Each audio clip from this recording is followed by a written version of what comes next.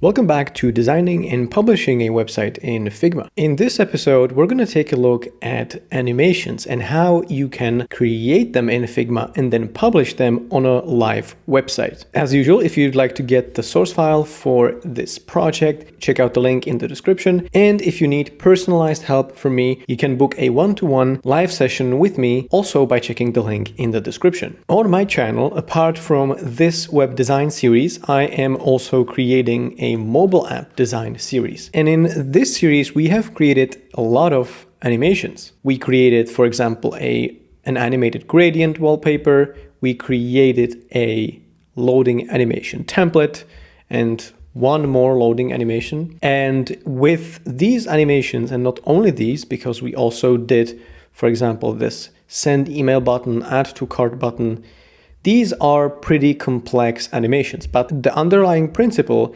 is identical and shared across all of these. And that is using Figma's prototype functions in combination with after delay, with the after delay feature, to create an animation, an element that is moving on its own. There's a very good question that I sometimes get underneath those videos where we created animations. And the question essentially is, okay, that's cool, now what exactly? Do I hand this over to developers or do I export this somehow? And one of the simpler answers to this would be you can now simply publish it on a live website using Figma sites. Let's take this loading animation template as an example. So I am now currently in the mobile app design series file, and I'm gonna show you how this actually works. So I launched the prototype. We're gonna go to a page where we store these animated components. So you can see that we have this loading animation, we have this interactive pie chart component, and we also have this loading wheel spinning autonomously on its own. So this is basically a component. As I showed you here, this is a component that, due to how it's structured, is basically an animation. And the great thing about this is I can simply take this whole thing, I can go Command C or Control C if you're on Windows, and then I can just paste it to our web design series Figma sites project. So I'm gonna paste it somewhere around here. And the way this was intended to be done is use this second component and then use an instance of that. So let me use this instance of this component, and I'm gonna place it somewhere around here on our test page. I'm going to center it, and then I'm going to launch the preview. So in the preview, as you can see, we got this spinning loading animation. That's great. Let's see if that actually shows up in our live website. So what I'm going to do now, go back to the design, and I'm going to go publish, and I'm going to do update. And we're going to wait for a few seconds. And now that we updated this site, let me actually go back to Chrome and refresh that. So I'm back in my browser and I'm gonna go refresh. And you can see that we got this spinning animation.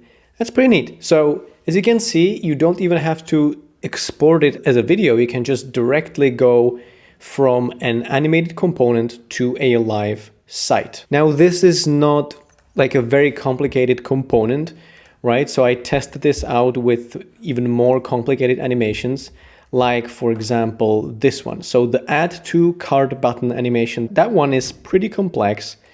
Let me show you what it does when I go to the app prototype. I'll need to find it first actually. Yeah, here it is. So this is the add to cart button. I'm gonna click on it and you can see that it loads up these items to a cart. Pretty complex. I think it took 3 episodes of the mobile app design series. So I'm gonna try and publish this on our website. So let me just copy these 2 components, Command C or Control C if you're on Windows, and then I'm gonna paste it in to our sites project. So let's see if that works and what are the limitations. So when I go to the first instance, I'm going to create an instance, the first variant, sorry, I'm going to create an instance from that. I did this by pressing Option and then dragging, clicking and dragging, and I'm going to place this element onto our test page as well, right? I'm gonna place it over here and let me launch the preview. All right, so let me launch the preview. So in the preview, when I hover over the element, we got the animation that is basically just as intended, right? Let me try and publish this and test this on a live site. So as you can see, there are some new issues that we have. What it says is interactions unsupported animation, dissolve isn't supported. So what this is saying is that there is a transition from this state to this state that's after delay that uses the dissolve animation. So it blends in visually, right? So I'm gonna do instant, and hopefully this issue is gonna disappear. So if I go to publish, that looks promising. I have just 2 issues to review. Now it says unsupported join, custom joins unsupported, to fix use mirror. So it basically it has a problem with these elements. So I'm gonna fix this issue. Let's see if that doesn't change it visually too much. No, it appears that it stayed the same visually actually. So if I go to publish, now it's just alt text with images. That is not a functional issue. So let me go to the preview and see again if the appearance and functionality is the same. It appears that it is. So let me actually publish this site and see what we get. All right, so it's updated. Now in my browser, I'm gonna refresh this and see if it actually did what we need.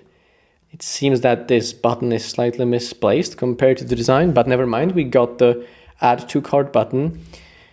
Okay, so this looks like it's hovering. Now if I click it, you can see that I get the animation. If you looked carefully, you could have noticed that there is one item missing. So let's try again. Now the item is there. So all of those 3 items basically fly into the cart. So this is pretty sweet. I think this is now actual code. So if you go to inspect element, you can see that this is actual elements. I am no developer, so I actually have no idea how this works. But you can see that these individual items, all of these are basically like vector elements, right? This is all code. So size-wise, this is going to be pretty efficient, I think.